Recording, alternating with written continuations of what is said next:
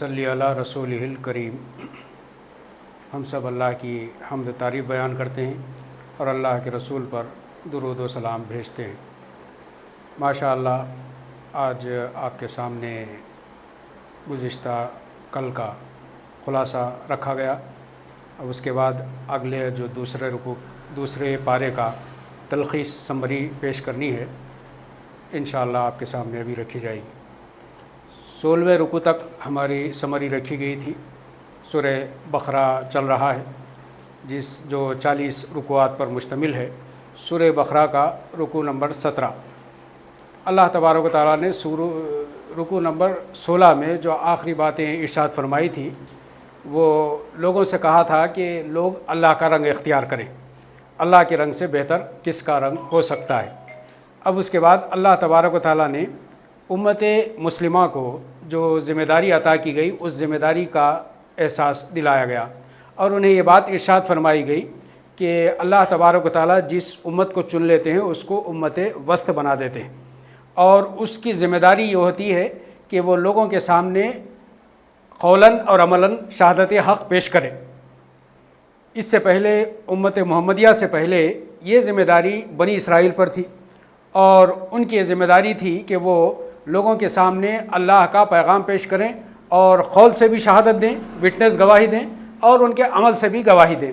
अब उसके बाद उम्मत मुहम्मदिया का ये काम है कि उन्हें उम्मत वस्त बना करके भेजा गया है और उनकी ये ज़िम्मेदारी है कि वो अपनी बातचीत के ज़रिए से भी इस्लाम की गवाही दें और अपने आमाल के ज़रिए से भी इसकी गवाही दें। और अल्लाह ताला ने ये बात इरशाद फरमाई कि अब सारे लोगों पर ये उम्मत मुस्लिमा गवाह है और ये उम्मत मुस्लिमा पर अल्लाह के रसूल आखिरत में गवाही देंगे। और अल्लाह तबारक व तआला ने इसी सिलसिले में तहवील क़िबला का हुक्म नाजिल किया, यानी क़िबला बदल दिया गया। पहले जो क़िबला था, अल्लाह के रसूल सल्लल्लाहु अलैहि वसल्लम जब मबूस हुए, अपॉइंट किया गया, तो उस वक्त में क़िबला था फ़लस्तीन का मस्जिद अक़सा और यही क़िबला अल्लाह के रसूल सल्लल्लाहु अलैहि वसल्लम की हिजरत के बाद भी कमोबेश 2 साल तक ये क़िबला मुसलमानों का क़िबला था। लेकिन उसके बाद अल्लाह के रसूल सल्लल्लाहु अलैहि वसल्लम बार बार आसमान की तरफ अपनी नज़र उठाया करते और क़िबला जो असल में क़िबला अव्वल है वो काबतुल्लाह है। अल्लाह के रसूल सल्लल्लाहु अलैहि वसल्लम जब तक मक्का में थे तो आप अल्लाह के रसूल सल्लल्लाहु अलैहि वसल्लम नमाज़ें इस तरह से पढ़ा करते थे कि उसकी वजह से काबतुल्लाह भी आपके सामने हो जाया करता था और मस्जिद अक़सा भी। लेकिन जब अल्लाह के रसूल मक्का से हिजरत करके मदीना को आ गए तो अब फ़लस्तीन मस्जिद अक़सा एक तरफ था और दूसरी तरफ काबतुल्लाह, तो अब दोनों का एक सही डायरेक्शन नहीं हो सकता था। तो ये क़िबला चूँकि पहले से चला आ रहा था, पिछले नबियों का क़िबला था मस्जिद अक़सा, तो अल्लाह के रसूल सल्लल्लाहु अलैहि वसल्लम भी उसी जानिब रुख करके नमाज़ें अदा किया करते थे और सारे मुसलमान भी। लेकिन अल्लाह तबारक व तआला ने 17 महीने बाद हिजरत के अल्लाह तबारक व तआला ने ये क़िबले को तब्दील कर दिया और क़िबले को मस्जिद अक़सा से फिर बैतुल्लाह की तरफ कर दिया। तो अब ये बहुत बड़ी आजमाइश थी कि पहले जो क़िबला मुक़र्रर किया गया था उस वक्त में हज़रत इब्राहीम अलैहिस्सलाम का क़िबला नहीं था, बाद में अम्बिया आए और उनका क़िबला या मस्जिद अक़सा को बनाया गया था। तो गोया कि एक आजमाइश थी उन लोगों की कि अल्लाह तबारक व तआला ने, अल्लाह के रसूल ने जिस तरफ रुख करके नमाज अदा किया, क्या सारे मुसलमान आमन्ना सद्दक़ना कह करके उसी तरफ रुख करते हैं कि नहीं करते हैं। फिर जब तहवील क़िबला हुआ तो उस वक्त भी एक आजमाइश और इम्तिहान लिया गया कि अब देखते हैं कि मुसलमान अल्लाह तबारक व तआला के हुक्म पर अपना क़िबला तब्दील करके मस्जिद अक़सा से बैतुल्लाह की तरफ करते हैं या नहीं करते हैं। जब ये क़िबला तब्दील हो गया तो यहूदियों को इस पर एतराज़ हुआ। उन्होंने एतराज़ किया, ऑब्जेक्शन किया कि अब तक 17 महीनों से जो नमाज़ें मुसलमान अदा कर रहे थे, तो क्या वो उनकी सारी नमाज़ें इनवैलिड हो गई? सारी नमाज़ें उनकी अल्लाह तबारक व तआला ने कबूल नहीं की। हालांकि अल्लाह तबारक व तआला ने उन्हें ये तंबीह की है कि वो अच्छी तरह से जानते हैं कि असल क़िबला जो है वो क़िबला काबतुल्लाह है। लेकिन अल्लाह तबारक व तआला ने चूँकि अम्बिया की सरज़मीन ये फ़लस्तीन को भी बनाया था, वहाँ पर मस्जिद अक़सा है, तो अल्लाह तबारक व तआला ने टेम्पररी उस मस्जिद अक़सा को क़िबला बनाया था। लेकिन असल क़िबला क़िबला अव्वल जो है वो काबतुल्लाह है और ये यहूदी इस काबतुल्लाह को क़िबले को ऐसे जानते हैं जैसे अपनी औलाद को पहचानते हैं। اللہ تبارک و تعالیٰ نے تحویل قبلہ کے بارے میں یہ بات ارشاد فرمائی کہ یہ یہودی جو ہے نا صرف اعتراضات کرنے کے لیے، مسلمانوں کو ستانے کے لیے یہ اعتراضات کر رہے ہیں، ورنہ یہ اچھی طرح سے جانتے ہیں کہ اصل قبلہ جو ہے وہ کعبۃ اللہ ہے۔ پھر رکوع 18 میں اللہ تبارک و تعالیٰ نے یہ بات ارشاد فرمائی کہ مشرق اور مغرب، یعنی جو قبلہ اللہ تبارک و تعالیٰ نے مقرر کیا ہے، یہ مشرق میں یا مغرب میں کدھر بھی ہو، جدھر بھی تم رخ کر کے نماز پڑھو گے اللہ تبارک و تعالیٰ کو اس جانب تم موجود پاؤ گے، اور اصل اللہ تبارک و تعالیٰ چاہتے ہیں کہ تم اللہ کی عبادت کرو۔ اب کسی نہ کسی ایک طرف سارے لوگوں کو اجتماعیت کی بنیاد پر جمع کرنا ہے، تو اللہ تبارک و تعالیٰ نے بیت اللہ کو بھی قبلہ رکھا، اور اس سے پہلے چند دنوں کے لیے اللہ تبارک و تعالیٰ نے مسجد اقصیٰ کو بھی قبلہ بنایا، اور اصل مقصد یہ ہونا چاہیے عبادت کرنے والوں کا کہ وہ اللہ کی رضا کو دیکھیں عبادت میں۔ اور شریعت میں اللہ تبارک و تعالیٰ نے نماز کے لیے ایک شرط مقرر کر دی کہ اس کے علاوہ کسی اور قبلے کی جانب رخ کر کے مسلمان نماز ادا نہیں کر سکتے، اور جہاں کہیں سارے جہاں میں ساری دنیا میں ہو وہ اسی کعبۃ اللہ کی جانب ان کا اپنا فیس کرنا، رخ کرنا ضروری ہے، اور یہ نماز کے شرائط میں سے۔ پھر ابراہیم علیہ السلام کی دعا کے تعلق سے پھر اس بارے میں اللہ تبارک و تعالیٰ نے ارشاد فرمایا کہ حضرت ابراہیم نے جو دعا کی تھی، اللہ تبارک و تعالیٰ نے اس دعا کے مطابق ایک رسول کو مبعوث کیا، اور اس رسول نے لوگوں کے سامنے تلاوت کر کے اور لوگوں کو کتاب اور حکمت کی تعلیم دے کر کے اور ان کے نفوس کا تزکیہ کر کے اللہ کے رسول حضرت ابراہیم علیہ السلام کی دعا کو اللہ تبارک و تعالیٰ نے پورا کیا۔ پھر اس رکوع کے آخر میں اللہ تبارک و تعالیٰ نے ارشاد فرمایا فَاذْكُرُونِي أَذْكُرُكُمْ، تم میرا ذکر کرو میں تمہارا ذکر کروں گا۔ یہ ذکر کا مطلب جو انفرادی طور پر بھی ہم ذکر کرتے ہیں اللہ تبارک و تعالیٰ نے اس کو بھی ذکر ارشاد فرمایا، اور اجتماعی طور پر ہم جو نمازوں کا اہتمام کرتے ہیں وہ بھی ذکر ہے، اور اجتماعی طور پر کہیں ہم مجلسوں میں، کہیں ہم اپنی میٹنگز میں ہم اپنے لوگوں کے ساتھ بیٹھے ہوئے ہوں وہاں پر اللہ کا ذکر کرتے ہیں تو یہ بھی اللہ کا ذکر ہے۔ احادیث میں ہمیں یہ بات ملتی ہے کہ جو کوئی بندہ اپنے دل میں اللہ کا ذکر کرتا ہے اللہ تبارک و تعالیٰ اپنے پاس اس کا ذکر کرتا ہے، اور پھر جو کوئی بندہ مجلسوں میں اس کا ذکر کرتا ہے، اس سے بہترین مجلس میں، فرشتوں کی مجلس میں اللہ تبارک و تعالیٰ ایسے بندوں کا ذکر کرتے ہیں۔ پھر رکوع 19 میں اللہ تبارک و تعالیٰ نے ارشاد فرمایا کہ یہ ذکر کا اہتمام جو ہونا چاہیے وہ نماز ہے، لہٰذا تم صبر اور نماز کے ذریعے سے تم مدد حاصل کرو۔ اور مدد کے بعد، استعانت کے بعد اللہ تبارک و تعالیٰ نے ایک بات یہ بیان کی کہ شہیدوں کے تعلق سے تذکرہ کیا کہ شہید کس کو کہا جاتا ہے۔ شہید کو تم مردہ مت سمجھو، اللہ تبارک و تعالیٰ نے کہا کہ شہید کو تم مردہ مت سمجھو بلکہ وہ زندہ ہیں اور اللہ تبارک و تعالیٰ کے پاس سے رزق حاصل کر رہے ہیں، لیکن تمہیں اس کا شعور نہیں ہے۔ ہمیں جو یہ حیات زندگی دی گئی ہے اس کا ہی شعور ہم حاصل کر سکتے ہیں، اس سے پہلے جو زندگی تھی اس کا شعور ہمیں نہیں ہے۔ حالانکہ اللہ تبارک و تعالیٰ یہ بات ارشاد فرمائی ہے کہ ساری روحوں کو اللہ تبارک و تعالیٰ نے اس پیدائش سے پہلے، جہاں پر دنیا میں کائنات میں ہم کو پیدا کیا ہے، اس سے پہلے ہی اللہ تبارک و تعالیٰ نے ساری ارواح کو پیدا کر دیا، جس کا ہمیں شعور نہیں ہے۔ اور اس زندگی میں ہمیں پیدا کیا گیا تو اس کا شعور ہمیں ہے کہ ہمیں یہاں پر پیدا کیا گیا اور ہم یہ زندگی بتا رہے ہیں، لیکن اس کے بعد کی زندگی، برزخ کی جو زندگی ہے اور شہداء کی جو زندگی ہے، اس کا شعور ہمیں نہیں ہے۔ اللہ تبارک و تعالیٰ نے کہا کہ شہید اصل میں اللہ تبارک و تعالیٰ کے پاس باحیات ہیں اور اللہ تعالیٰ سے رزق پا رہے ہیں۔ بلکہ بعض احادیث میں اللہ تبارک و تعالیٰ نے، اللہ کے رسول نے یہ بات ارشاد فرمائی کہ اللہ کے عرش کے نیچے خندیلوں میں پرندوں کی شکل میں ان کی ارواح، شہیدوں کی روحیں جمع ہیں، اور وہاں پر وہ عرش کے نیچے جہاں چاہے وہاں پر یہ شہیدوں کی روحیں سیر کرتی ہیں۔ پھر اللہ تبارک و تعالیٰ نے صبر اور نماز سے مدد لینے کے لیے جو بات کہی تھی، وہ جو آزمائشیں آئیں گی، اللہ تعالیٰ نے ان آزمائشوں کا تذکرہ کیا۔ ہم ضرور تمہیں آزمائیں گے، خوف کے ذریعے سے، بھوک کے ذریعے سے، اور جانوں کے نقصان کے ذریعے سے، مال کے نقصان کے ذریعے سے، اور پیداوار کے نقصان کے ذریعے سے تمہاری آزمائش کی جائے گی۔ اور اس آزمائش کے وقت میں جو کوئی صبر کرے گا، اللہ تبارک و تعالیٰ نے انہیں بشارت دی ہے کہ ایسے لوگ جو ہے نا، ان کے لیے اللہ کے رسول کو کہا گیا ہے کہ ان کو بشارت دے دیں جو لوگ ایسے وقت میں صبر کریں گے۔ اور مصیبت کے وقت میں اللہ تبارک و تعالیٰ نے ہمیں کلمات سکھائے کہ جب کبھی ہم پر کوئی مصیبت آئے اور غم اور پریشانی لاحق ہو تو اس وقت ہم کہیں انا للہ و انا الیہ راجعون۔ اور اللہ تبارک و تعالیٰ نے ہمیں یہ کلمات سکھائے، اور جو کوئی صبر کرتا ہے، ان کلمات کا اہتمام کرتا ہے، اللہ تبارک و تعالیٰ اپنی رحمت ان پر نازل کرتا ہے۔ اور اس کے بعد اللہ تبارک و تعالیٰ نے آزمائش کا ایک مثال دی، آزمائش کی، اور مثال دینے کے لیے اللہ تبارک و تعالیٰ نے کہا کہ جب تم عمرہ یا حج کرنے کے لیے کعبۃ اللہ جاؤ، مکہ میں جاؤ، تو صفا اور مروہ کے درمیان میں سعی کر لیا کرو۔ تو یہ اصل میں اللہ تبارک و تعالیٰ نے عمرہ یا حج کا مناسک میں یہ بات ارشاد فرمائی، لیکن یہ ایک واقعے سے تعلق رکھتا ہے کہ کس طرح سے حضرت حاجرہ علیہ السلام نے مصیبتوں کے وقت میں صبر کیا تھا اور کوشش کی تھی، جد و جہد کی تھی۔ اس طرف اللہ تبارک و تعالیٰ نے توجہ دلائی اور لوگوں کو یہ یاد دلایا کہ تم بھی دنیا کی جد و جہد میں جب کبھی تمہیں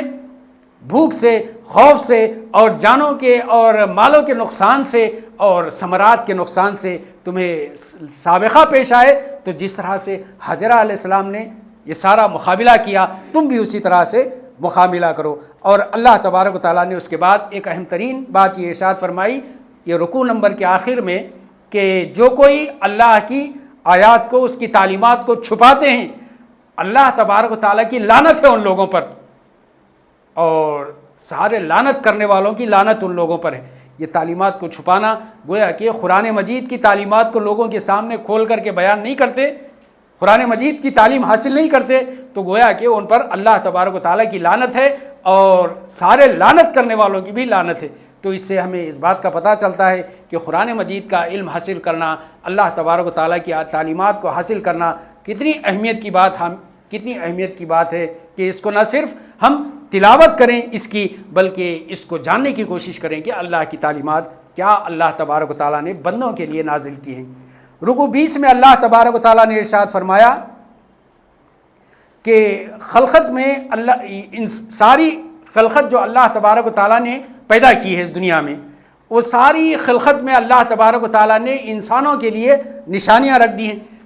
اور اللہ تعالیٰ نے تذکرہ کیا بڑی بڑی نشانیوں کا۔ اللہ تعالیٰ نے زمین اور آسمان کی خلقت کا بیان کیا کہ ان میں تمہارے لیے نشانیاں ہیں، دن اور رات کے پیہم ایک دوسرے کے بعد آنے میں تمہارے لیے نشانیاں ہیں۔ اور تیسرے اللہ تبارک و تعالیٰ نے کہا کہ سمندروں میں جو کشتیاں چل رہی ہیں ان میں تمہارے لیے نشانیاں ہیں، اور بارش کے پانی میں کس طرح سے اللہ تبارک و تعالیٰ نے بارش برسائی اور اس کے ذریعے سے مردہ زمین کو پھر سے زندگی عطا کی، حیات عطا کی، اس میں تمہارے لیے نشانیاں ہیں، اور ہوا کی گردش میں تمہارے لیے نشانیاں ہیں، اور اللہ تبارک و تعالیٰ نے جو ابر اور بادل کا سایہ اور بادل بنائے ہیں اس میں تمہارے لیے نشانیاں ہیں۔ یہ بڑی بڑی خلقت کی طرف اللہ تبارک و تعالیٰ نے انسان کی توجہ مبذول کرائی تاکہ ان کے ذریعے سے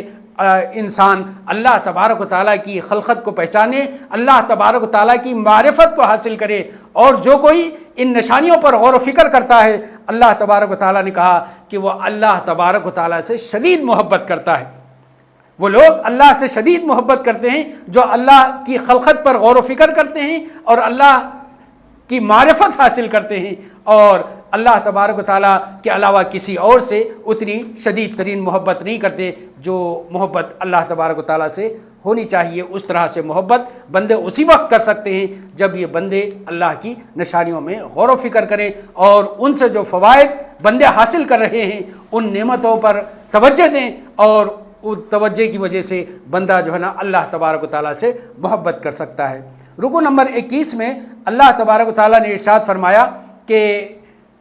شیطان کا راستہ جو ہے، شیطان اپنے راستے پر آنے کے لیے بندوں کو حکم دیتا ہے، اور وہ اپنے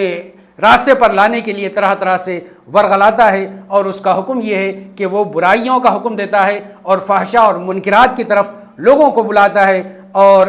اللہ تبارک و تعالیٰ کا حکم یہ ہے کہ اللہ تبارک و تعالیٰ نے کہا ہے کہ صرف اور صرف اللہ تبارک و تعالیٰ کی بندگی کی جائے، اور شیطان کی پیروی نہیں کی جائے، اور اپنے باپ دادا کی پیروی نہیں کی جائے۔ لوگوں سے کہا جاتا ہے کہ جب اللہ تبارک و تعالیٰ کے احکامات کو مانو تو لوگ کہتے ہیں کہ ہمارے باپ دادا سے یہی ہوتا چلا آ رہا ہے، لہٰذا ہم اسی حکم کی پیروی کریں گے۔ اللہ تبارک و تعالیٰ نے ایسے لوگوں سے سوال کیا ہے جو باپ دادا کی پیروی کرتے ہیں، کیا اگر تمہارے باپ دادا نے عقل سے کام نہیں لیا تب بھی تم باپ دادا کی پیروی کیے چلے جاؤ گے؟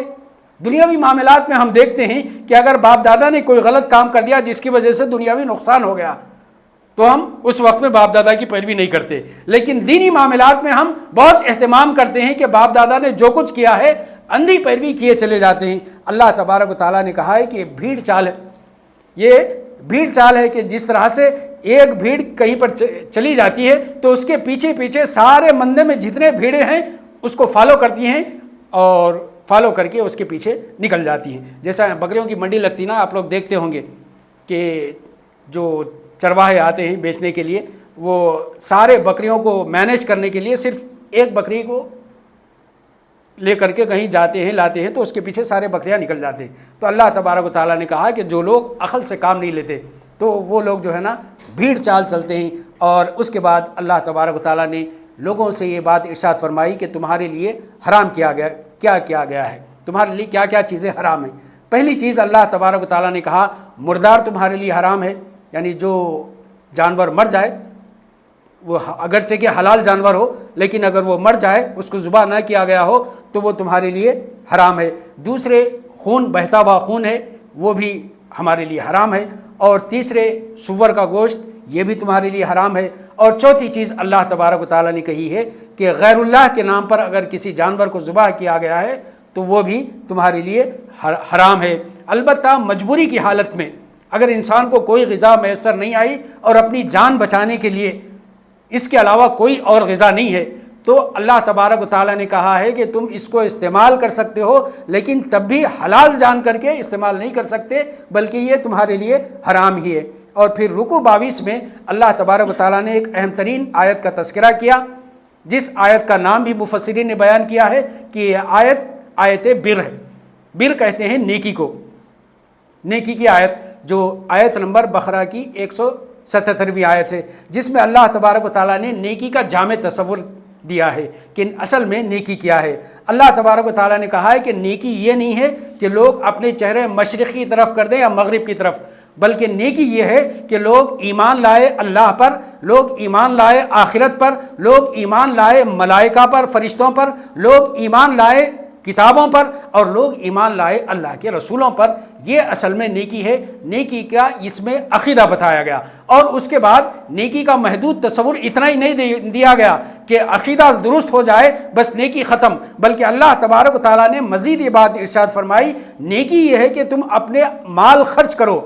اپنے والدین پر، اپنے رشتہ داروں پر، اور مسکینوں پر، غریبوں پر، یتیموں پر اور مسافروں پر تم اپنا مال خرچ کرو، یہ بھی نیکی ہے۔ اللہ تبارک و تعالیٰ نے نیکی کا تصور دیا اور کہا کہ نیکی یہ ہے کہ تم نمازوں کو قائم کرو، اور نیکی یہ ہے کہ تم زکوٰۃ کو ادا کرو، اور نیکی یہ ہے کہ تنگی کی حالت میں ہو یا فراخی کی حالت میں، مصیبت کی حالت میں ہو، جنگ کی حالت میں ہو، ایسی حالت میں تم صبر کا اہتمام کرو۔ اللہ تبارک و تعالیٰ نے ان نیک لوگوں کا تذکرہ کر کے ان کو سرٹیفکیٹ دیا اور کہا کہ اولئک هم الصادقون، یہ لوگ سچے لوگ ہیں،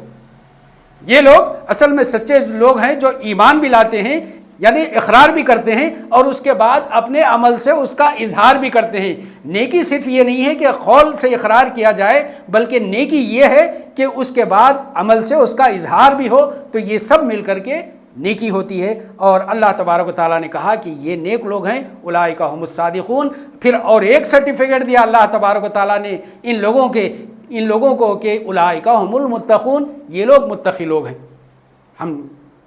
ہمارے سامنے جو تصور ہے، ہم سمجھتے ہیں کہ صرف نمازی کو ہم سمجھتے ہیں یہ متقی ہے۔ اللہ تبارک و تعالیٰ نے یہاں پر عقیدے کا بھی تذکرہ کیا۔ اللہ تبارک و تعالیٰ نے یہاں پر دوسری جامع ترین بھلائیاں جو انسانوں کے ویلفیئر کے کام ہیں، فلاح کے کام ہیں، دوسرے انسانوں کو فائدہ پہنچانا ہے، وہ ساری چیزوں کا تذکرہ کیا۔ ساتھ میں نماز کا بھی اللہ تبارک و تعالیٰ نے تذکرہ کیا، اور مصیبت کے وقت میں جو صبر کریں، اللہ تعالیٰ نے کہا کہ یہ لوگ ہیں صادق سچے لوگ، اور یہ لوگ متقی لوگ ہیں۔ پھر اس کے بعد اللہ تبارک و تعالیٰ نے قصاص کا حکم دیا۔ قصاص کا مطلب یہ ہے کہ مرڈر کے بدلے میں قتل، مرڈر۔ اللہ تبارک و تعالیٰ نے کہا کہ قصاص کا حکم یہ ہے کہ اگر کسی آزاد آدمی نے قتل کیا ہے تو اس کے بدلے میں آزاد کو قتل کیا جائے گا، اور کسی غلام نے کسی کو قتل کیا ہے تو غلام کو اس کے بدلے میں قتل کیا جائے گا، اور کسی عورت نے اگر کسی کو قتل کیا ہے تو اس کے جرم میں اس کے بدلے میں عورت کو قتل کیا جائے گا۔ ہاں البتہ اگر مقتول کے وارثین، مقتول کے رشتہ دار خون بہا کمپنسیشن لینے پر آمادہ ہوں تو اس وقت میں گنجائش ہے کہ قتل کو روک کر کے خون بہا دے دیا جائے، کمپنسیشن دے دیا جائے اور جان چھوٹ جائے۔ اللہ تبارک و تعالیٰ نے اس کے بعد اہم ترین بات یہ ارشاد فرمائی کہ قصاص میں زندگی، بدلے میں زندگی۔ اور آج لوگ کیا کہتے ہیں، بڑی بڑی متمدن جو حکومتیں ہیں وہ حکومتیں، ان کی بنیاد اور ان کا قانون اس بنیاد پر بنا ہے کہ کیپٹل پنشمنٹ یعنی جان لینا یہ بہت جو ہے نا بڑا جرم سمجھا جاتا ہے، اور قتل کے بدلے میں بھی کسی کو قتل نہیں کیا جاتا، زیادہ سے زیادہ عمر قید کی سزا دے دی جاتی ہے، اور یہ سمجھا جاتا ہے کہ اس کی وجہ سے ایک جان بچ جاتی ہے۔ جبکہ اگر ہم غور و فکر کرتے ہیں تو ہمیں اس بات کا پتہ چلتا ہے کہ اس کی وجہ سے ایک مجرم کی جان بچتی ہے، لیکن کئی مجرمین کو یہ حوصلہ ملتا ہے کہ میں قتل کر کے بھی بچ سکتا ہوں، اور اگر ایک کو قتل کر دیا جائے، اگر ایک قتل کر دیا جائے تو سارے مجرم جو قتل کرنے والے ہیں، قتل کا ارادہ کرتے رکھتے ہیں، وہ سارے مجرم اپنے ارادے سے باز آ جائیں گے اور کئی معصوم جانوں کی جانیں بچ جائیں گی۔ ہم روزانہ دیکھتے ہیں میڈیا میں کہ کس طرح سے جو ہے نا قتل پر قتل ہوتے چلے جاتے ہیں، اور اللہ تبارک و تعالیٰ نے کہا کہ قتل میں تمہاری زندگی ہے، لوگوں کی زندگی ہے، قتل کے ذریعے سے زندگیوں کو بچایا جا سکتا ہے، قصاص کے ذریعے سے زندگیوں کو بچایا جا سکتا ہے، زندگیوں کو ختم نہیں کیا جاتا۔ اور جب قصاص کو قائم نہیں کیا جاتا تو اس وقت میں توقع یہ ہے کہ جو ہے نا اس کی وجہ سے قتل غارت گری عام ہو اور معصوم لوگوں کی جانیں جائیں۔ اس کے بعد اللہ تبارک و تعالیٰ نے وراثت کا حکم دیا کہ وراثت میں جب لوگ اپنی آخری عمر کو پہنچیں تو اس وقت میں اپنے رشتہ داروں کے لیے حق میں وصیت کر دیں کہ کس کو کتنا حصہ ملنا چاہیے۔ یہ وراثت کا ابتدائی حکم ہے۔ اس کے بعد پھر اللہ تبارک و تعالیٰ نے حصے سارے مقرر کر دیے، اور اس کے بعد یہ بات ارشاد فرمائی کہ کس کو کتنا حصہ ملنا چاہیے۔ یہ ابتدائی حکم میں جبکہ ابھی وراثت کا حکم نازل نہیں ہوا تھا، تو اس وقت میں اللہ تبارک و تعالیٰ نے کہا کہ تم اپنے مال میں سے وصیت کر دو، اور اس وصیت کے مطابق تم اپنی وراثت کو تقسیم کرو۔ پھر رکوع نمبر 23 میں اللہ تبارک و تعالیٰ نے وہ مشہور ترین آیات کا تذکرہ کیا جن کو ہم ہر رمضان میں سنتے ہیں۔ ہر رمضان میں ہم وہ آیات سنتے ہیں جن کا تذکرہ رکوع نمبر 23 میں اللہ تبارک و تعالیٰ نے کیا، اور روزے کو فرض کیا مسلمانوں پر، اور یہ بات ارشاد فرمائی کہ یہ روزے اسی طرح سے فرض کیے گئے ہیں جس طرح سے پچھلی امتوں میں اللہ تبارک و تعالیٰ نے فرض کیے تھے، اور اس کا مقصد بیان کیا کہ روزے کس لیے فرض کیے گئے۔ ہم سمجھتے ہیں کہ جو ہے نا روزے اس لیے فرض کیے گئے تاکہ اس کے ذریعے سے ہم اپنی ڈائٹنگ کا کوئی پلان کر لیں، یا اللہ تبارک و تعالیٰ چاہتا ہے کہ کوئی صحت مند معاشرہ پیدا ہو جائے، ایسا نہیں ہے، بلکہ روزے اس لیے فرض کیے گئے کہ اللہ تبارک و تعالیٰ چاہتے ہیں کہ لوگوں میں تقویٰ کی صفت پیدا ہو، لوگ متقی بن جائیں۔ آج راشننگ کی جاتی ہے، اور جب فوڈ زیادہ پیدا نہیں ہوتی، پیداوار نہیں ہوتی، قحط کا زمانہ آتا ہے اور لوگوں کو سارا کھانے پینے کے لیے نہیں ملتا، تو حکومتیں یہ کرتی ہیں کہ جو ہے نا راشننگ کر دیتے ہیں کہ کس کو کتنا ملنا چاہیے۔ اللہ تبارک و تعالیٰ کے پاس دینے کے لیے کچھ کم نہیں ہے۔ اللہ تعالیٰ نے کہا کہ ہم رازق ہیں، ہم لوگوں سے رزق مانگتے نہیں ہیں بلکہ ہم ہی لوگوں کو رزق دیتے ہیں۔ رزق کی اللہ تبارک و تعالیٰ کے پاس کمی نہیں ہے۔ اللہ تبارک و تعالیٰ نے روزے اس لیے فرض کیے تاکہ اس کے ذریعے سے مسلمانوں کی تربیت کی جا سکے اور ان کو ایک پابند ڈسپلن مسلمان بنایا جائے کہ وہ جب اللہ تعالیٰ کا حکم ہو کھائیں، جب اللہ تعالیٰ کا حکم ہو اس سے رک جائیں، جب اللہ تعالیٰ کا حکم ہو اٹھ جائیں، اور جب اللہ کا تعالیٰ کا حکم ہو سو جائیں۔ اللہ تبارک و تعالیٰ چاہتے ہیں کہ یہ ڈسپلن مسلمانوں میں پیدا ہو جائے، اور اللہ تبارک و تعالیٰ نے اس کے لیے روزوں میں آسانیاں بھی پیدا کی۔ ایسا نہیں ہے کہ سارے مسلمان خواہ وہ مریض ہوں، مسافر ہوں، سب روزہ رکھیں۔ اللہ تبارک و تعالیٰ نے یہ آسانی عطا فرمائی کہ جو لوگ مریض ہوں ان دنوں میں یا پھر مسافر ہوں، سفر پر ہوں، تو اللہ تبارک و تعالیٰ نے کہا کہ دوسرے دنوں میں اتنی ہی تعداد وہ پوری کر لیں۔ اس کے بعد اللہ تبارک و تعالیٰ نے اسی رکوع میں یہ بات ارشاد فرمائی کہ رمضان وہ مہینہ ہے جس میں اللہ تبارک و تعالیٰ نے قرآن کو نازل کیا۔ سارے 12 مہینوں میں اللہ تبارک و تعالیٰ نے اسی ایک مہینے کا تذکرہ قرآن مجید میں نام کے ساتھ کیا، اس کے علاوہ کسی اور مہینے کا تذکرہ نہیں کیا۔ اور اللہ تعالیٰ نے اس مہینے کا تذکرہ اس لیے کیا کہ اس مہینے میں اللہ تعالیٰ نے قرآن کو نازل کیا۔ کل آپ کے سامنے جو بات آئی تھی کہ جس چیز کی نسبت قرآن مجید سے ہو جاتی ہے اس کا عظمت اور احترام بڑھ جاتا ہے۔ اب یہ مہینے کی عظمت اللہ تبارک و تعالیٰ نے کس طرح سے بڑھا دی؟ قرآن مجید میں اللہ تبارک و تعالیٰ نے اس مہینے کا ذکر کر دیا اور یہ بات ارشاد فرمائی کہ قرآن مجید اللہ تبارک و تعالیٰ نے نازل کی ہے ہدی للناس بنا کر کے، سارے انسانوں کی ہدایت کے لیے۔ کل ہم نے پڑھا تھا، آج بھی ریویژن میں آپ کے سامنے بات آئی کہ اس کتاب سے متقین فائدہ اٹھا سکتے ہیں، متقین کے لیے ہدایت ہے۔ یہ بات سورہ بقرہ کے آغاز میں بیان کی گئی، یہاں پر یہ بات بیان کی جا رہی ہے کہ یہ ہدی للناس ہے، وہاں پر ہدی للمتقین کہا اللہ تبارک و تعالیٰ نے۔ تو یہ کنفیوژن پیدا ہو سکتا ہے کہ کیا اس میں کنٹرڈکشن ہے، تضاد ہے کہ ایک مرتبہ اللہ تعالیٰ کہتے ہیں کہ یہ ہدی للناس ہے، ایک مرتبہ کہتے ہیں کہ یہ ہدی للمتقین ہے۔ اصل میں ہمارے کم علمی کا نتیجہ ہے جس کی بنیاد پر ہم یہ سمجھتے ہیں کہ جو ہے نا یہ تضاد ہے، کانٹرڈکشن ہے۔ اللہ کے کلام میں اللہ تعالیٰ نے کہا کہ یہ لاریب کلام ہے، اس میں کوئی ڈاؤٹ نہیں۔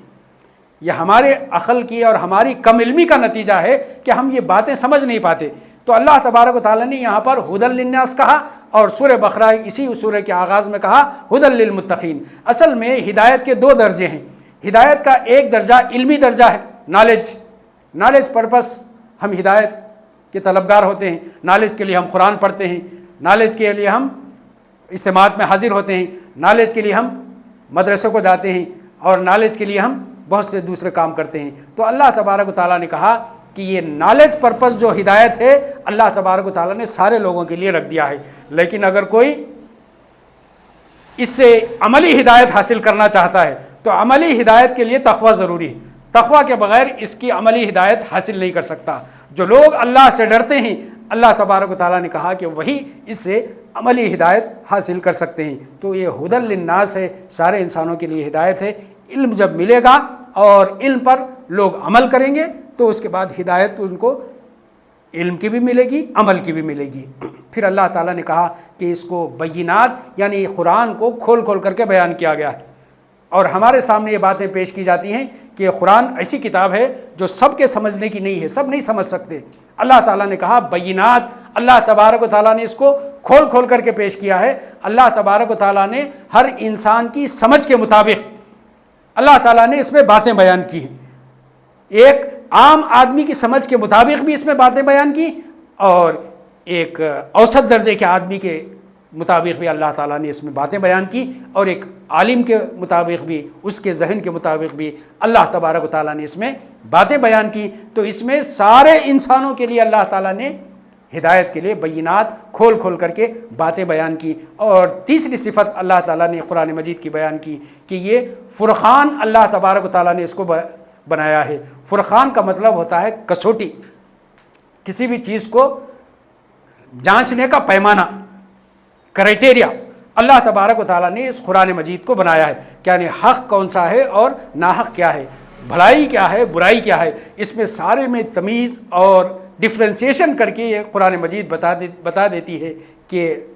اچھائی کیا ہے اور برائی کیا ہے۔ اس کے بعد اللہ تبارک و تعالیٰ نے تذکرہ کیا کہ بندوں سے کہو کہ جب بندہ مجھے پکارتا ہے تو ان کی دعا کو سنتا ہوں، ان کی پکار کو سنتا ہوں اور اس کا جواب دیتا ہوں۔ تو اس میں دعا کی اہمیت کا اندازہ ہمیں ملتا ہے کہ اللہ تبارک و تعالیٰ نے یہ بات ارشاد نہیں فرمائی کہ میں صرف امام صاحب کی دعا کو سنتا ہوں، میں مولانا کی دعا کو سنتا ہوں، میں نیکوکاروں کی دعا کو سنتا ہوں، میں متقین کی دعا کو سنتا ہوں۔ اللہ تعالیٰ نے یہ بھی نہیں کہا کہ میں صرف مسلمانوں کی دعا کو سنتا ہوں۔ اللہ تعالیٰ نے کہا کہ میں بندوں کی دعا کو سنتا ہوں جب وہ مجھے پکارتے ہیں، اور نہ صرف سنتا ہوں بلکہ اس دعا کا میں جواب دیتا ہوں۔ تو اسی لیے بندوں کو چاہیے کہ بندے اللہ تبارک و تعالیٰ سے اپنا تعلق پیدا کریں دعا کے ذریعے سے۔ پھر اللہ تبارک و تعالیٰ نے اس کے بعد آخر میں اس رکوع میں یہ بات ارشاد فرمائی کہ ایک دوسرے کے مال باطل طریقے سے مت کھاؤ، ایک دوسرے کے مال باطل طریقے سے مت کھاؤ۔ اللہ تبارک و تعالیٰ نے اس صورت کا آغاز کیا روزے کے ذریعے سے کہ حلال سے بھی بچنے کی اللہ تبارک و تعالیٰ نے تلقین کی اور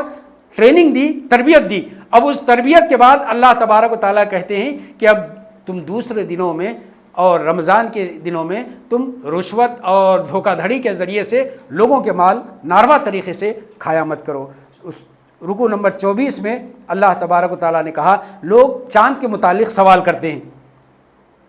چاند کی بڑھتی گھٹتی یہ جو شکلیں ہیں اس کے متعلق سوال کرتے ہیں۔ اللہ تعالیٰ نے کہا کہ ان سے کہو کہ چاند کو اللہ تبارک و تعالیٰ نے اس لیے پیدا کیا ہے تاکہ اس کے ذریعے سے بندے تاریخوں کو معلوم کریں اور حج کی تاریخیں اس کے ذریعے سے معلوم ہو جائیں اور اس کے ذریعے سے بندے اپنی عبادات کا اہتمام کریں۔ چنانچہ ہم دیکھتے ہیں کہ ہماری عبادات کا جو اہتمام ہوتا ہے، خواہ وہ رمضان کا ہو، خواہ وہ زکوٰۃ کا ہو، روزے کا ہو، زکوٰۃ کا ہو یا حج کا ہو، سب کا تعلق یہ چاند کی تاریخوں سے۔ اللہ تبارک و تعالیٰ نے لوگوں کو سوال کیا، اللہ تعالیٰ نے اس کا جواب دیا کہ یہ تمہاری عبادات کے لیے اللہ تبارک و تعالیٰ نے چاند کی تاریخیں مقرر کی ہیں۔ اور اللہ تعالیٰ نے یہ بات ارشاد فرمائی کہ یہ جو مکہ کے رہنے والے مشرکین تھے جب وہ حج کر لیا کرتے تو اس کے بعد اپنے دروازوں سے آنے کے بجائے پچھلے کھڑکی سے کود کے آیا کرتے تھے اور وہ سمجھتے تھے کہ یہ نیکی کا کام ہے، یعنی طرح طرح کے عبادت طریقے لوگ رائج کر لیتے ہیں اور رائج کر کے اس کے بعد کہتے ہیں کہ یہ نیکی ہے۔ آج بھی ہم دیکھتے ہیں کہ غیر مسلموں میں، میرے گھر کے سامنے مندر ہے، میں دیکھتا ہوں کہ جب وہ لوگ اندر سے پرساد وغیرہ لے کے نکلتے ہیں، وہ جب یاترا پہ جاتے ہیں کالے کپڑے پہنتے اور کرتے اس وقت میں جاتے ہیں تو وہ اندر سے پوجا کرنے کے بعد اپنے سروں پر وہ پرساد لے کر کے سیدھے نہیں نکلتے، پیچھے پلٹ کے نکلتے۔ تو اللہ تبارک و تعالیٰ نے وہ مشرکین کا تذکرہ کیا کہ یہ رواج جو ہے پہلے سے موجود ہے کہ لوگ جو ہے نا آڑے تیڑے طریقے نکال کر کے سمجھتے ہیں کہ یہ عبادت ہے۔ اللہ تبارک و تعالیٰ نے کہا کہ نیکی یہ نہیں ہے کہ تم اپنے مین گیٹ سے داخل ہو یا پچھلے دروازوں سے داخل ہو۔ اس کے بعد اللہ تبارک و تعالیٰ نے جنگ کا حکم دیا اور جنگ کا مقصد بیان کیا کہ جہاد جنگ کیوں کی جاتی ہے، اور یہ عام طور پر غلط فہمی لوگوں میں پیدا ہو گئی ہے اور کہا جاتا ہے کہ مسلمان جو ہے نا جہادی گروپ ہیں۔ تو اللہ تبارک و تعالیٰ نے مسلمانوں کو جہاد کا جو حکم دیا اس کا مقصد بیان کیا کہ جنگ اس لیے کی جائے تاکہ معاشرے میں فتنہ اور فساد ختم کرنے کے لیے اللہ تبارک و تعالیٰ نے کہا کہ جو تم سے لڑے ان سے تم لڑو۔ اللہ تعالیٰ نے یہ نہیں کہا جو تم سے نہیں لڑے ان سے جا کے لڑو۔ اللہ تعالیٰ نے اس رکوع میں بات ارشاد فرمائی جو تم سے لڑے تم ان سے لڑو اور جو تمہیں اپنے گھروں سے نکالے ان کو تم اپنے گھروں سے نکالو۔ اللہ تبارک و تعالیٰ نے جنگ کا فلسفہ بیان کیا، اس کے ذریعے سے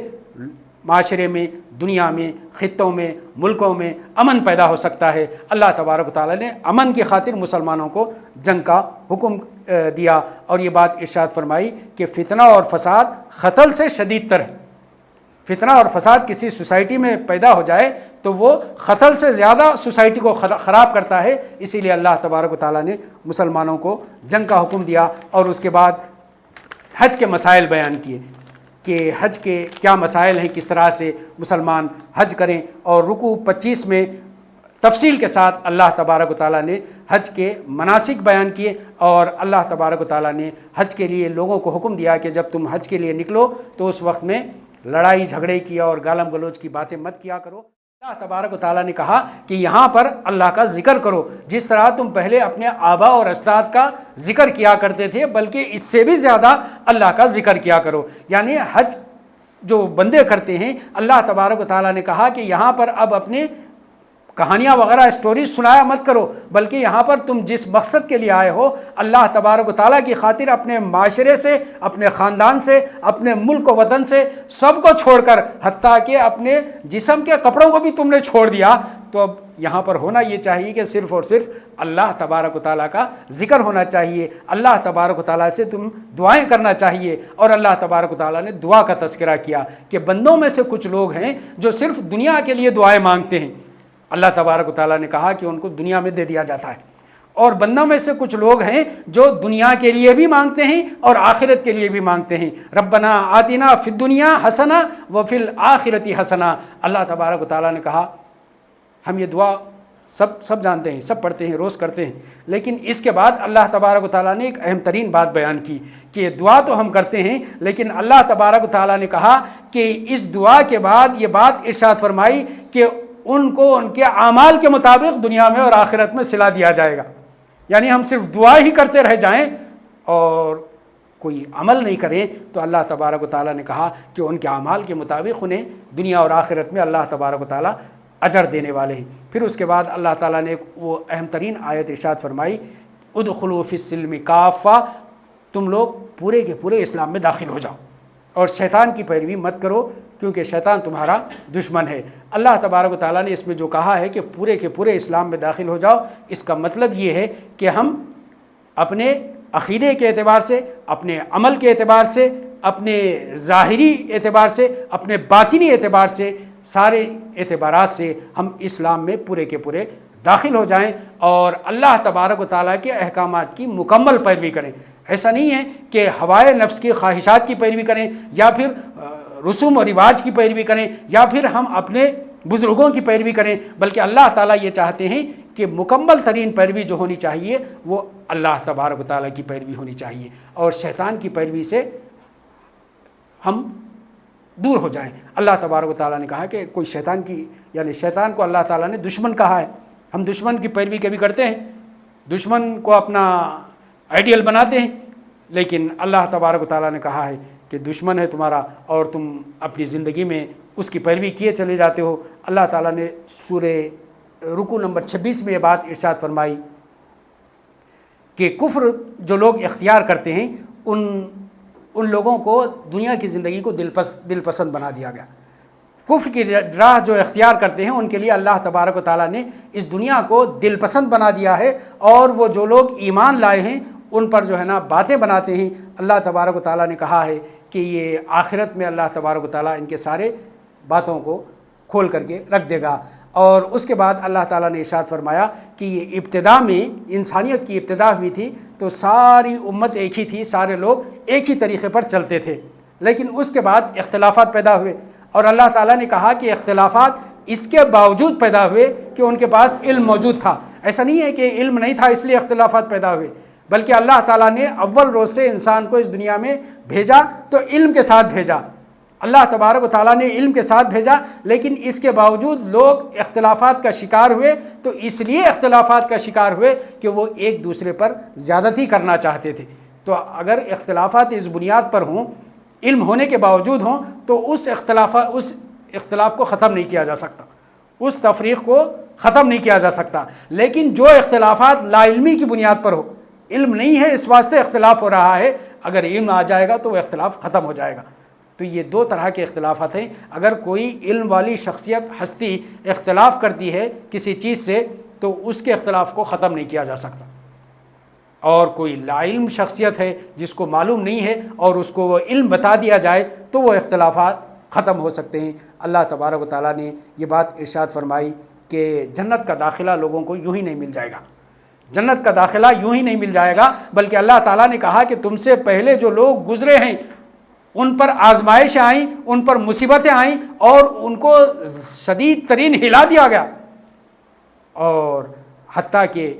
ساری قوم اور وقت کا رسول پکار اٹھے کہ اللہ کی مدد کب آئے گی، تو اللہ تبارک و تعالیٰ نے کہا کہ اللہ کی مدد قریب ترین ہے۔ اور اللہ تبارک و تعالیٰ نے یہ بات اس لیے ارشاد فرمائی کہ اللہ کی یہ سنت ہے کہ اللہ تبارک و تعالیٰ اس دنیا میں لوگوں کو آزماتا ہے اور آزمانے کے بعد لوگوں کو فتح اور نصرت سے کامیاب کرتا ہے۔ اور اللہ تعالیٰ نے اس کے بعد یہ بات ارشاد فرمائی کہ ہو سکتا ہے کہ اللہ تعالیٰ نے تم پر جنگ لکھ دی ہے، تمہارے لیے جنگ لکھ دی ہے، ہو سکتا ہے کہ تمہیں یہ ناگوار ہو، لیکن اللہ تعالیٰ نے کہا کہ ایک چیز ناگوار ہو وہی تمہارے لیے بہتر ہو، اس لیے اللہ تعالیٰ نے تمہارے لیے جنگ لکھ دی ہے۔ ایک چیز تمہارے لیے تم سمجھتے ہو سکتا ہے خیر ہے، لیکن ہو سکتا ہے کہ اس میں شر ہے، تو اللہ تعالیٰ بہتر جانتے ہیں کہ کب اللہ تبارک و تعالیٰ کس بندے کو کس آزمائش سے گزاریں، لہٰذا اس آزمائش میں بندہ یہ سمجھے کہ اللہ کی جانب سے آزمائش ہے اور صبر کے ساتھ اللہ تبارک و تعالیٰ کے راستے پر استقامت دکھائے۔ رکوع نمبر 27 میں اللہ تبارک و تعالیٰ نے مرتد کی سزا بیان کی۔ مرتد یعنی اسلام لانے کے بعد پھر اسلام چھوڑ کے کوئی اور مذہب اختیار کر لے، واپس اپنے ہی مذہب میں چلا جائے، اس کو مرتد کہتے ہیں۔ مرتد کی سزا اللہ تعالیٰ نے بیان کی، دنیا میں اس نے جتنے نیک عمل کیے تھے سب عمل غارت کر دیے جائیں گے،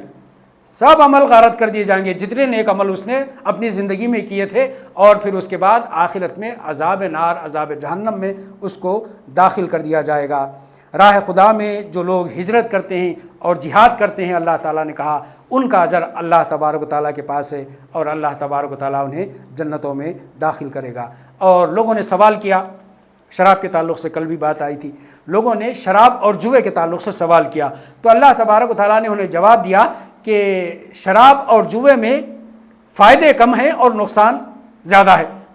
اللہ تبارک و تعالیٰ نے ایک حکمت بیان کر دی کہ شراب جو چیزیں فائدہ مند ہیں انسان ان کو اپنائے، اور جو چیزیں نقصان دہ ہیں ان سے دور رہے۔ اور اس کے بعد اللہ تبارک و تعالیٰ نے یتیموں کے ساتھ سلوک کس طرح کیا جائے اس کا تذکرہ کیا کہ آج جو طریقہ کار ہم دیکھ رہے ہیں، یتیموں کے لیے یتیم خانہ کھول دیا جاتا، یہ اسلامی طریقہ نہیں ہے۔ قرآن مجید میں اللہ تبارک و تعالیٰ نے کہا کہ یتیموں کو تم اپنے ساتھ رکھو، اپنے گھروں میں رکھو، اور اپنے بچوں کے ساتھ ان کی تربیت کرو۔ اور اللہ کے رسول صلی اللہ علیہ وسلم نے یہ بات ارشاد فرمائی کہ جو لوگ یتیموں کے سر پر ہاتھ پھیرتے ہیں، آخرت میں وہ اور میں دو اس طرح، یعنی قربت کا اظہار اللہ کے رسول صلی اللہ علیہ وسلم نے کیا کہ یتیم جو معاشرے کا سب سے مظلوم ترین انسان ہوتا ہے، جو اپنے حق کی خاطر کچھ جد و جہد نہیں کر سکتا، بلکہ اس کو معلوم بھی نہیں ہوتا کہ اس کا حق کیا ہے، اللہ تبارک و تعالیٰ نے ان کی رکھوالی کے لیے مسلمانوں کو کہا کہ ان کے جو ہے نا حقوق کی ذمہ داری اور پاسداری اور ان کی پرورش تمہارے ذمہ ہے، تم اپنے ساتھ ان کی پرورش کرو۔ پھر اللہ تبارک و تعالیٰ نے نکاح کا طریقہ کار بتایا کہ تم اپنی عورتوں کا نکاح مشرک مردوں سے مت کرو، اور مشرک عورتوں سے تم نکاح مت کرو۔ اللہ تبارک و تعالیٰ نے یہاں پر جو نکاح کے بارے میں بنیادی بات بتا دی، اور اس کا اہتمام کرنا ضروری ہے، کیونکہ ایک مشرک کا نکاح، ایک مسلمان کا نکاح مشرک سے نہیں ہو سکتا، اور مشرک کا نکاح مسلمان سے نہیں ہو سکتا۔ آج ہم معاشرے میں دیکھ رہے ہیں، اور بڑی بڑی ہستیاں جو ہے نا، ایک مشرک ہوتا ہے دوسرا مسلم ہوتا ہے، نکاح ہو جاتا ہے اور ہم سمجھتے ہیں کہ سب جائز ہے، لیکن اللہ تبارک و تعالیٰ نے کہا کہ یہ حرام ہے کہ کسی مشرک کا نکاح مشرکہ سے اور مشرکہ کا نکاح مشرک سے نہیں ہو سکتا۔ رکن نمبر 28 میں اللہ تبارک و تعالیٰ نے ایک سوال کیا گیا تھا حیض عورتوں کے معاملات کے بارے میں، تو اللہ تبارک و تعالیٰ نے وہ خواتین کی حیثیت اور خواتین کے مسائل اور خواتین سے مردوں کا تعلق کے بارے میں تفصیلات بیان کی کہ ان کا طریقہ کار کیا ہونا چاہیے، کس طرح سے خواتین کے ساتھ وہ ان مسائل میں اپنے تعلقات رکھیں۔ پھر اللہ تبارک و تعالیٰ نے طلاق کے مسائل بیان کیے، اور کس طرح سے طلاق کی دی جائے اس کا پروسیس بھی اللہ تبارک و تعالیٰ نے قرآن مجید میں بیان کیا کہ طلاق جس طرح سے آج معاشرے میں یہ چیز بیان کی جاتی ہے، میڈیا میں اچھالی جاتی ہے کہ اسلام میں جو طلاق کا قانون ہے وہ ایک جبری قانون ہے، یعنی عورتوں پر ظلم و ستم اس کے ذریعے سے ہوتا ہے، تو یہ قانون ایسا نہیں ہے کہ ایک مرتبہ میں کسی عورت کو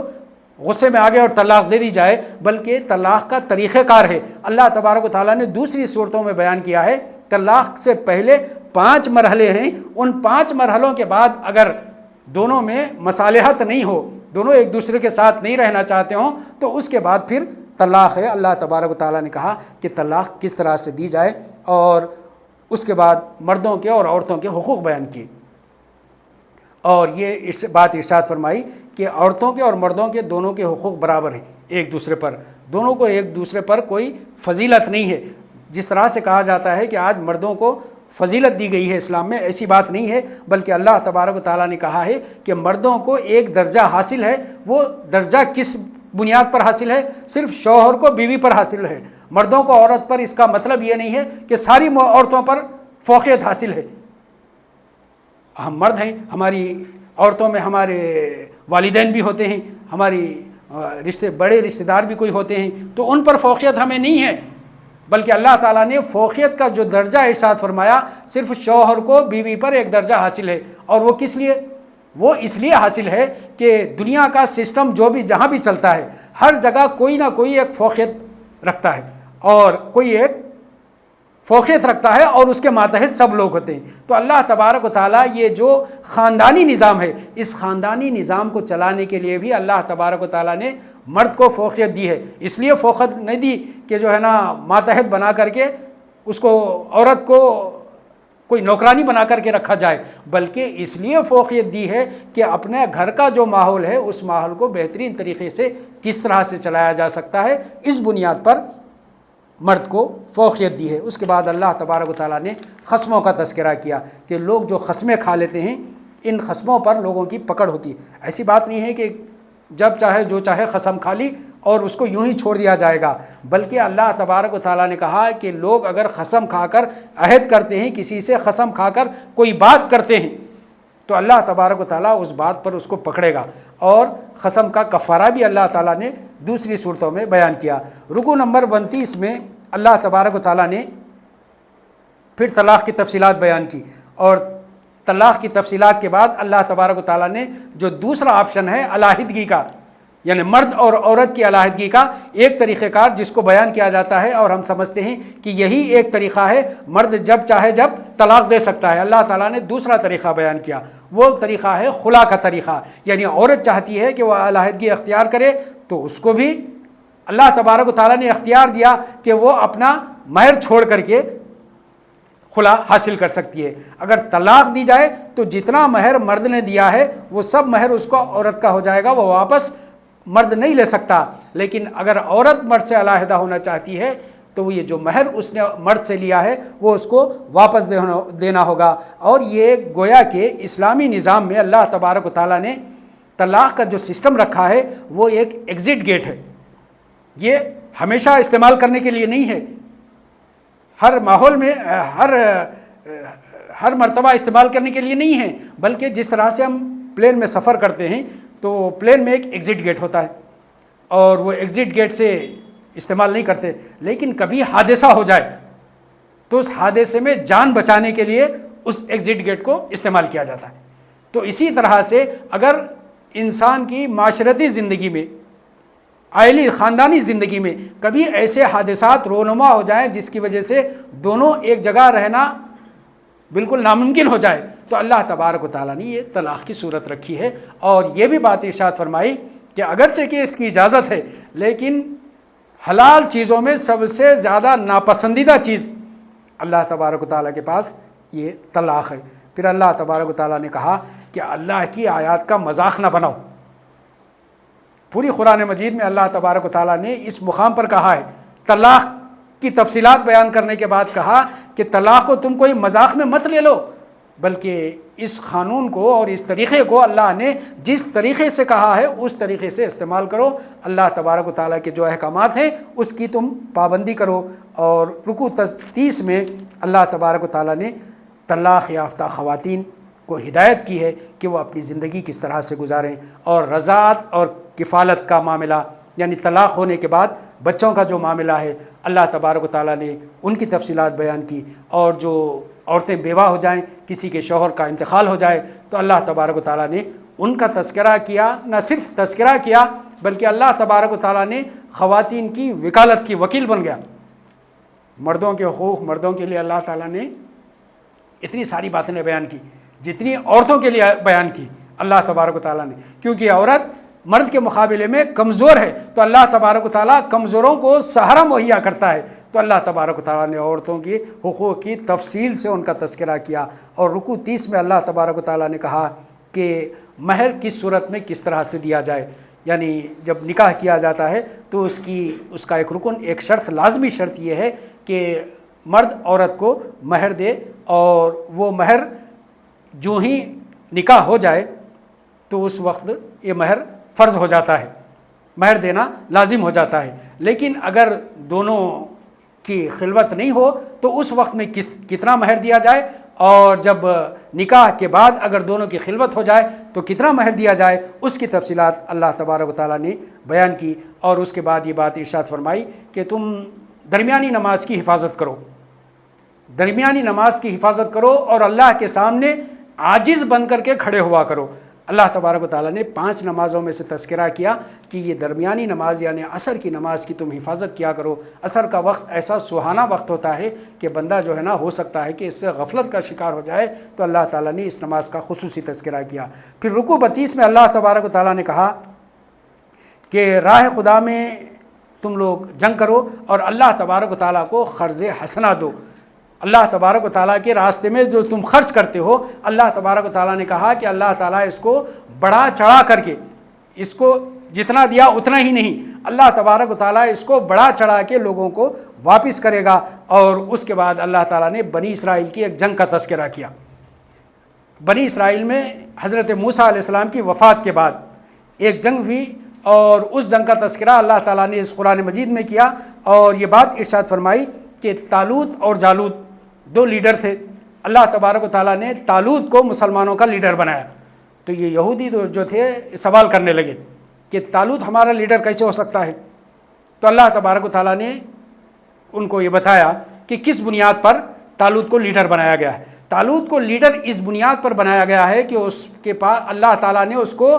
علم کی بھی فراوانی عطا کی، اور جسمانی قوت سے بھی اللہ تعالیٰ نے اس کو بہرامند کیا، اس لیے اللہ تبارک و تعالیٰ نے اس کو لیڈر بنایا۔ اور آج جس طرح سے لیڈر بننے کے لیے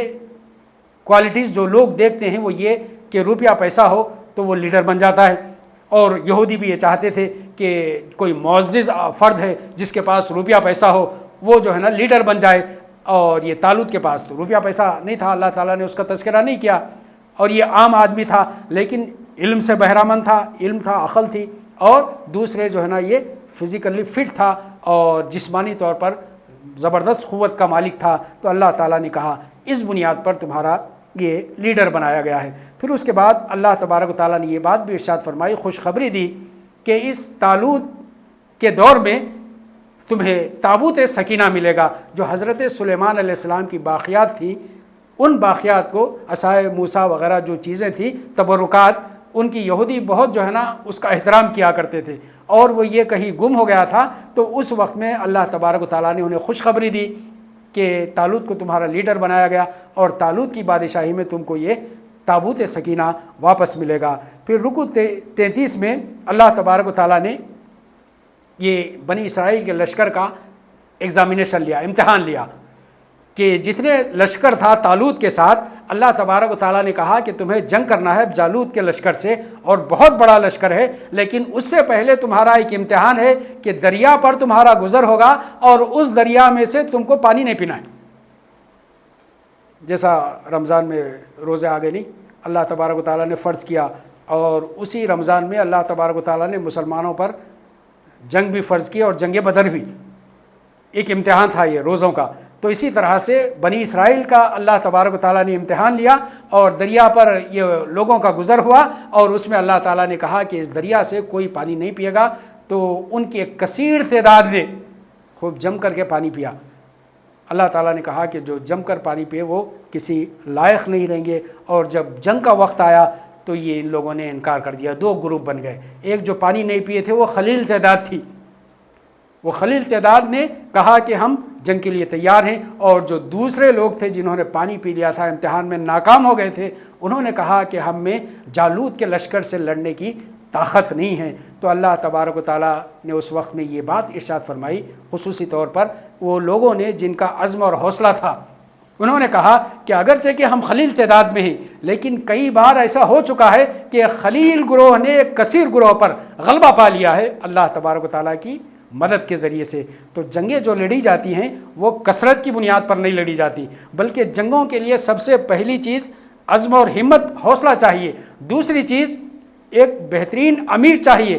امیر کی اطاعت چاہیے۔ ان کے لیے طالوت کو اللہ تعالیٰ نے مقرر کیا تھا، ایک بہترین، صحت مند، توانا اور تندرست اور علم والے کو اللہ تبارک و تعالیٰ نے ان کا سپہ سالار بنایا، اور یہ عزم و ہمت والے لوگ اگرچہ کہ چند تھے، اور اللہ تبارک و تعالیٰ نے ان کا امتحان آزمائش کیا کہ یہ دریا پر پانی نہیں پئیں گے، اور وہ آزمائش میں انہوں نے کامیابی حاصل کی۔ اور آخری جو چیز ہے جنگوں میں کامیابی کے لیے انہوں نے دعا کی، ربنا افرغ علینا صبرا وثبت اقدامنا۔ یہ دنیا کی ساری چیزیں ہیں میٹیریلسٹک، یہ ساری چیزیں جنگوں میں مدد نہیں کر سکتی جب تک کہ اللہ کی مدد شامل حال نہیں ہو۔ تو انہوں نے اللہ سے مدد مانگی کہ اللہ ہم پر صبر کا فیضان کر، صبر کو انڈیل دے ہم پر، اور جنگ کے میدان میں ہمارے قدموں کو جمائے رکھ، اور اللہ تبارک و تعالیٰ نے انہیں کامیابی سے ہمکنار کیا۔ تو نوجوانوں، آج یہ جو دوسرا پارہ تھا ہم نے مکمل کیا، انشاءاللہ اسی طرح سے ہم لوگ اس کو کنٹینیو کریں گے۔ آپ لوگوں سے خواہش ہے کہ آپ لوگ وقت کی پابندی کے ساتھ شریک ہوں، تاکہ وقت کے ساتھ پروگرام کا آغاز ہو اور وقت پر اس کا اختتام ہو۔ کچھ سوالات ہوں تو میرے علم کے مطابق انشاءاللہ جواب دینے کی کوشش کروں گا۔